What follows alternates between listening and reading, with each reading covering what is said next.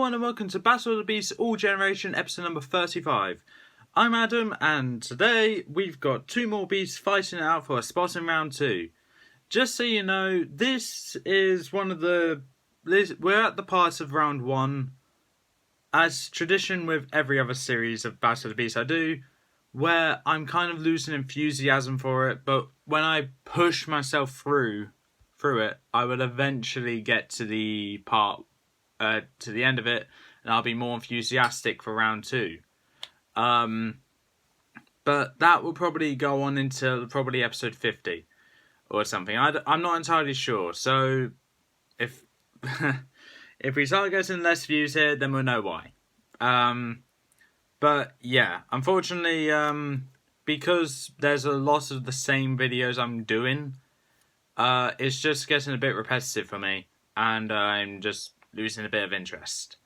But I'm still going to push on because, well,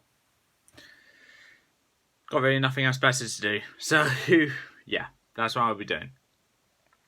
So today, representing Series 4 and book number 4, The Amulet of Avantia, it's Luna the Moonwolf.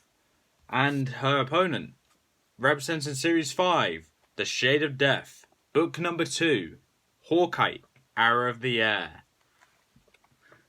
Now, Luna died in round 1 in the OG tournament, and Hawkite, I believe, died in round 3 or round 4. She definitely died in one of those. But Hawkite did much better than what Luna did. Now, as a personal opinion on both these beasts, I do prefer Hawkite more than Luna. But that's because I kind of prefer the bird-related beast over the wolf-related beast. But I do love wolves as well. But I think it just has to do with personal preference to the fact that Hawkite was at one point my favourite beast. Whilst Luna never was.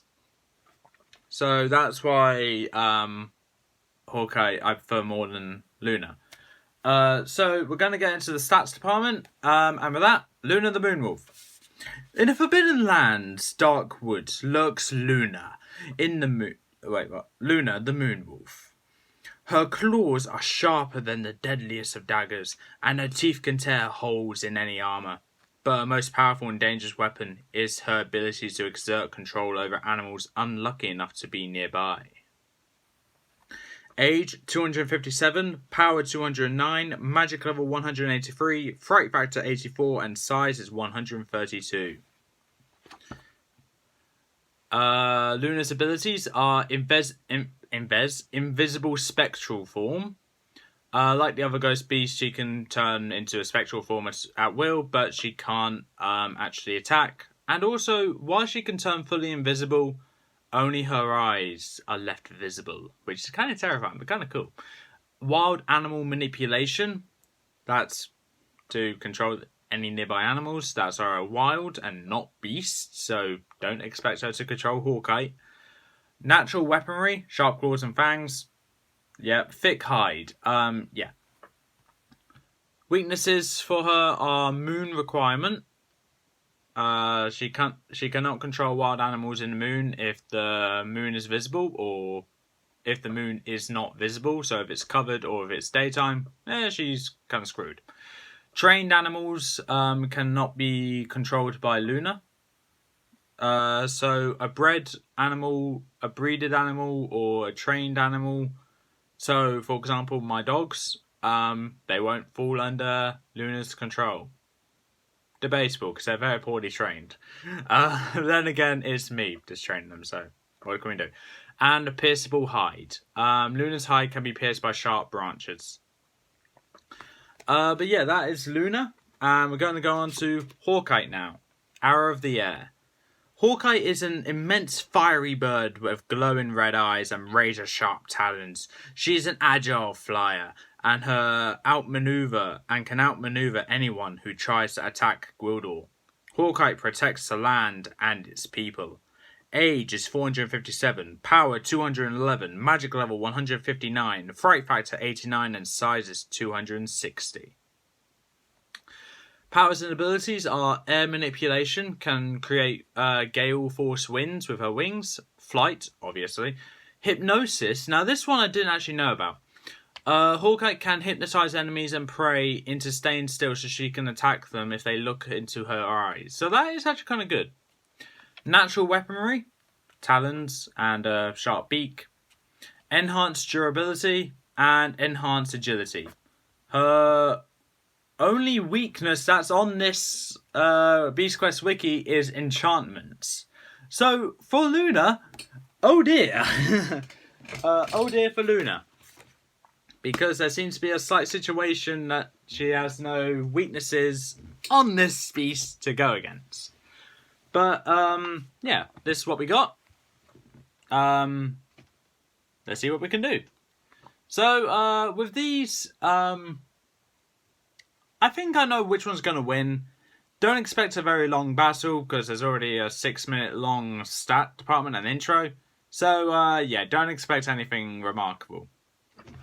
That's just heads up. We're going to do a foresty theme. No, probably a grassy plains, maybe? Yeah, probably a grassy plains kind of arena. With a grassy plains with a few trees. So, yeah, that's what we'll do. I don't really know what kind of arena we're doing here. But, yeah, with that being said, let's get into the battle. As both the chamber doors open, Luna bounds right out of the chamber, but then turns back in for some reason. And the reason why she does that is because I thought of a better idea. So she goes back into her chamber and turns completely invisible to where only her eyes are piercing out. Hawkite soars out of the sky chamber and swoops down to the ground, causing a fair amount of a gust to go round the entire arena, and it goes into Luna's chamber, just brushing at Luna's fur. And Hawkite sees Luna's eyes just staring daggers at her. Luna charges out towards Hawkite, now no longer in spectral form, because if you're in spectral form, you're not moving. Done. So that kind of counteracts Hawkite's hypnotism then, so what's she going to do? Hawkite starts flapping her wings to blow Luna back, but Luna's fighting through the gusts, and Hawkite just bounds up into the air whilst Luna goes to jump and scratch at Hawkite. But when Luna misses, Hawkite turns around and slashes Luna's paw with her talon. Luna yelps in pain, but roars back. Hawkite goes to swoop down to just tear at Luna, and Luna goes to do the same. But right before Hawkite can swoop back up, Luna grabs hold of Hawkite by the tail and pulls her down to the ground, in which they engage in a very close combat kind of fight where they're just attacking each other, stabbing each other with their claws and fangs and beaks, slashing, scratching, tearing off the fur and feathers, blood dripping from each and every one of those beasts, until Hawkite got a very good hit on Luna, on Luna's leg, to where she yelps back to the point where she just full on takes a step back and getting off of Hawkite, giving Hawkite a chance to get back up and look at all the damages that she has achieved. And Luna, enraged by being injured by Hawkite, charged up towards Luna to pin her down again. But Hawkite rolls out of the way for Luna to just roll right past her. Hawkite gets back up and slashes the ankle connecting to one of Luna's rear paws, to where she gets back up, but Luna can't seem to put full pressure on that paw. Luna goes to bite at Hawkite. Hawkite deflects it with her wing, but her wing gets snapped by the sharp fangs of Luna's mouth. Luna goes to pull at Hawkite and pulls Hawkite down to the ground. Hawkite looking up at Luna, ready to sink her teeth into Hawkite's neck. Hawkite quickly moves her head out of the way to avoid Luna's bite on her neck, and bites down on Luna's neck instead, piercing right through her hide and just sinking her beak into Luna's neck. Luna yelps in pain whilst blood is dripping down Hawkite's beak. Hawkite then uses her talons and sticks it into Luna's side and drags right down. Blood dripping down Hawkite's talons and onto her feathers, which are falling on the ground, as well as Luna's fur, which is falling on the ground. Luna goes to lift up a paw and slash at Hawkite and manages to hit her face and slash at her eye, just barely missing it actually. But not enough to where Hawkite actually takes a step back to reel from the pain. Only makes her bite down and clench her talons even more. And then suddenly what Hawkite does is that she releases her grip off of Luna, tips her to her back, and using her claw, she sticks it into Luna's chest, twists her claws round where it seems like she's making a full-out cut circle, sticks it even deeper down, clenches, and pulls out a giant chunk of flesh that was on Luna's chest. She gets the same talon and sticks it right inside of Luna, and grabbing onto something squishy but kind of beaten at the same time. She sticks her talons in there and pulls it out with all her strength. Luna's yelps or roars have just faded away almost instantly, and Hawkeye just stares victoriously into Luna's still beating heart until it stops beating. Hawkeye, in absolute disgust, chucks the heart away to the other side of the arena. The audience is kind of disturbed but in awe with Hawkeye's creativity with her kill. Clearly carrying that on from the last tournament. And Hawkeye makes her way back to her chamber, ready for her next very brutal kill.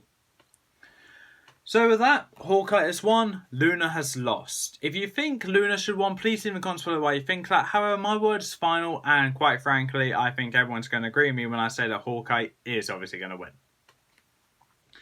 Am I showing biased? Maybe. But am I right though? Yes, I am. Now, whilst I know this is my opinion, I generally think there's no way Luna could have won. Whilst I will admit, Luna being a wolf, yeah, maybe I could have shown a bit more creativity with the fights, but it's the fact that Hawkeye to me is now a mediocre beast, and Luna is not a very good one. And that's just a personal opinion. And with that, if I'm going to be doing a tournament, and I have a battle between two beasts that one I'm indifferent about and one I can dislike, I love the name, don't get me wrong, I'm not going to show much enthusiasm in it. Quite frankly, I wanted this battle to be out of the way. The way in which I lay out the round 1 battles, and the round 2, and maybe even round 3 and 4, I start with an interesting one, like I did this tournament, add the least interesting battles, and then just work my way along, sprinkling some good matchups in between. And that seems to be a kind of formula which I use that kind of gets me excited for. So the next matchup I'm actually looking for is battle number 40. So I'm at the midpoint now, and whilst I am not very amped up for this fight or the next one, if I'm being completely honest, it's just me getting that battle out of the way so I can get to ones which I will enjoy doing, or get closer to round 2. Because, like I said in the last video, we're at battle number 35 now, and we're not even halfway through round 1. That's how many battles there are. And it's kind of a bit irritating that I want to get it done, but I also really don't want to. Now, normally it wouldn't be that bad because I normally have Lucas kind of encouraging me to do it, but he's facing his own problems at the moment, and he's also dealing with episode 1 of Lynx's series, season 9, so I don't want to bug him too much about that. But yeah, this is what I'm afraid you're going to need to deal with. Don't worry, I'm sure I'll get back in my groove eventually, but unfortunately you're going to need to deal with this. It's just to get the non-interesting battles out of the way, and then we'll be back on the flow. But with that, that's all for this time. If you like what you saw, leave a like, leave a comment, don't forget to subscribe, press the notification bell down below, and I'll see you next time.